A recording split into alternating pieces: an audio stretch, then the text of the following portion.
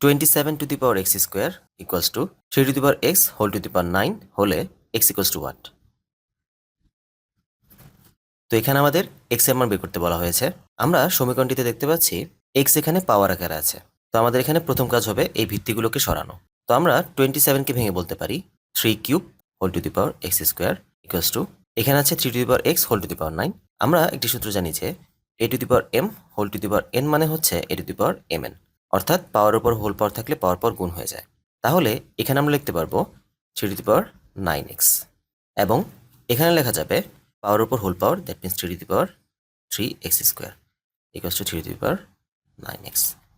বা দুই পাশে ভিত্তি ভিত্তি মিলে গেল, তাহলে আমরা বলতে পারবো 3x square equals two 9x। বা 3 দিয়ে 9কে কাটলে হবে x square equals two 3x। বা আমরা এটিকে পাশে নিয়ে আসি, x কমন নিলে x মাইনাস 3 ইকুয়ালস টু 0। দুটি রাশির গুণফল শূন্য হলে তাদের মধ্যে যে কোনো একটি অবশ্যই শূন্য হবে। তো আমরা এখানে বলতে পারি হয় x ইকুয়ালস টু 0 হবে অথবা x মাইনাস 3 ইকুয়ালস টু 0 হবে। এখান থেকে বলা যাবে x equals to 3। That means x এর আমরা দুটি মান পেলাম 0 এবং 3, অর্থাৎ কারেক্ট অ্যান্সার